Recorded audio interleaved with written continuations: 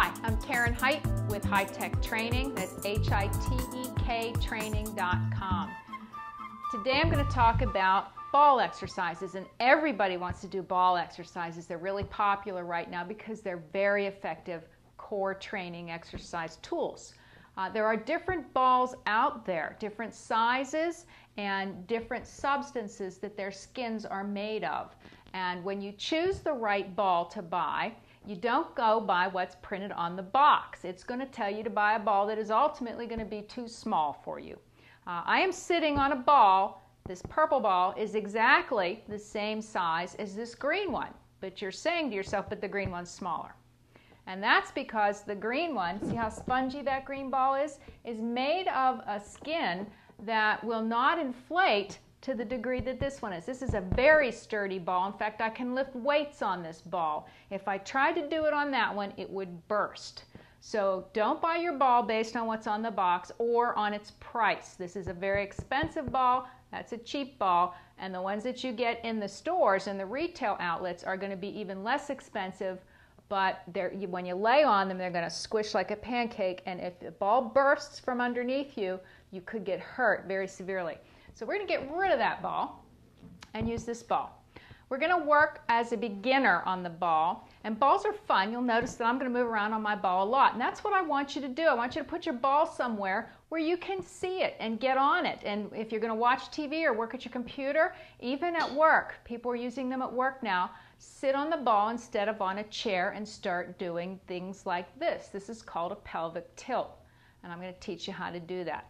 Now you'll notice that my legs are pretty wide on the ball right now. That's because that's much easier than this. For me to do a pelvic tilt and pick my feet up off the ground is very hard, but it's not so hard here.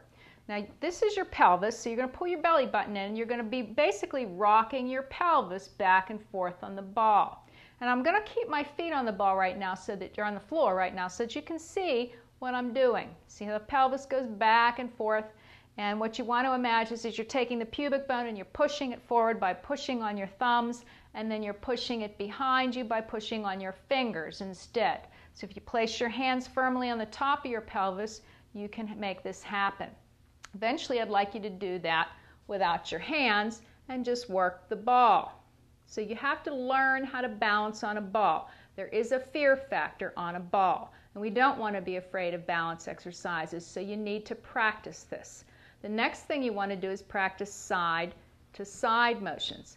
This is how you correct the ball when you start to fall off the ball. You correct it with your obliques by moving the pelvis from side to side. So I want you to practice that too. And when you're done with those, I want you to make circles. And again, I'll have you put your hands on the ball so that you can feel the pelvis moving in a circle, and you should try both directions for your circles. And finally, the most challenging of all of those is a figure eight. Now, sometimes your brain doesn't quite get that, so it might take a little practice to get the figure eight, and then you reverse the figure eight.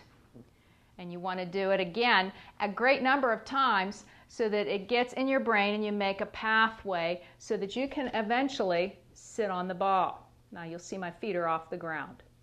Okay, so what you want to do, again, leave your ball where you can see it, where you can play with it all the time. And I'm Karen Height with High Tech Training. That's HITEK training.com.